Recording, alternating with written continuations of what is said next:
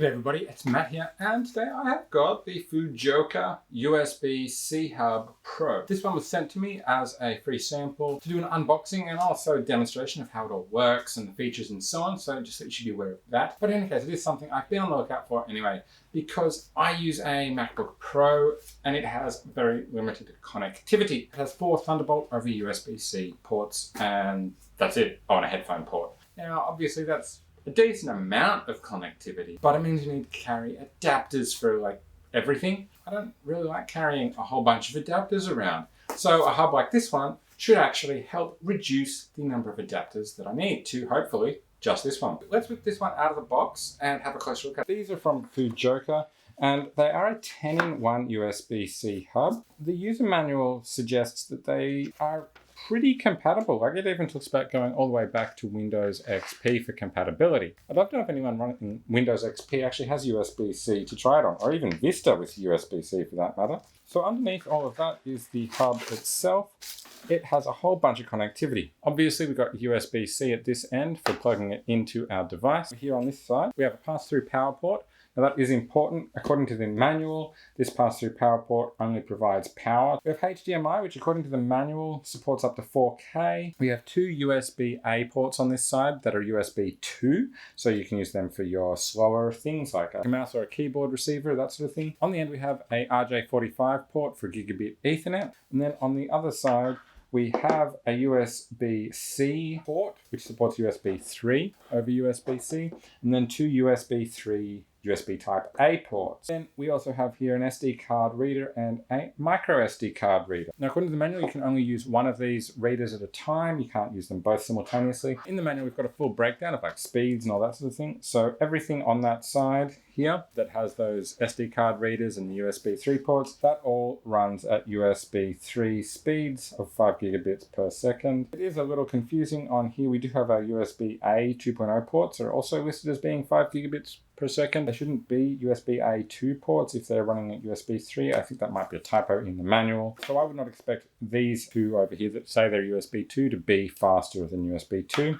I would only expect this side to be USB 3 speed. So also according to our manual here, the HDMI port, which does support up to 4K, is at 30 Hertz. It also supports 1080p at 60 Hertz. One other thing I did notice in here under our spec list for the USB-C ports, it does say that they do not support display over USB-C, only data over USB-C. There are a few other little quirks like that in the manual here, such as under the features list, it says that the SD card reader supports a max read speed of 70 megabits per second. It's very different to the speed listed here. I'm going to assume it is actually this speed, but it may depend on the receiving device because there are USB-C ports that are only a USB 2 speed, so they can't support those higher speeds, but the device is backwards compatible with those. One other thing of note in here is the manual does suggest when using higher power devices plugged in, like traditional hard drive, make sure you have an actual power cable plugged into this rather than running off your device power through the hub cable. Because according to the manual, it can't draw more than 7 watts from the USB-C port on your computer. So you need to have a power supply plugged in to draw more power than that. Also related to that, it will automatically switch between bus power or connected power if you plug a cable in or out. But it does have a warning in here that USB devices will briefly disconnect and reconnect when you switch the power mode. So if you plug a power cable in or out, that's not going to be a great thing if you're accessing data on hard drives. So just something to be aware of there. You'll want to make sure that you're not using the drives before you change any power connections. I've covered some of the main things there and things to note. Let's plug this one in and have a look at how it goes, how it works with a MacBook. So I've got my MacBook Pro here. I've also got a power cable for it and a HDMI cable and a RJ45 gigabit Ethernet cable. If I plug this hub into one of the USB-C ports, I don't expect anything to really happen straight away. We do have a light over here has come on the hub itself, and I now want to connect my power, and I'm expecting my little power icon up the top here on the laptop to switch to indicate that it is now being powered via USB-C. So I'll plug that one in here. Our little power indicator up here has come on to indicate we have power, so that's awesome. That's what we want to see. Now, what about everything else? Let's plug in the RJ45 cable first. We've got some power and activity lights on the hub, so that's good. And I see over here on the laptop, it has detected a new Ethernet connection and it's assigned an IP address. And it looks like that's all working, connected up, everything's happy. Lastly, what about the monitor? So the monitor is on and ready to go. And so I'm expecting that when I plug this cable here, the HDMI cable, into the HDMI port on this hub, that we get signal across to the monitor. We plug that line in. And okay, we've got signal, something's happening here. There we go. Okay, we have got HDMI input from the MacBook, and that's on an ultra-wide monitor, and it is at 3,440 pixels wide. So that's everything through there. If we want to put in a keyboard or mouse, I've got a receiver here. Let's just connect one of those up.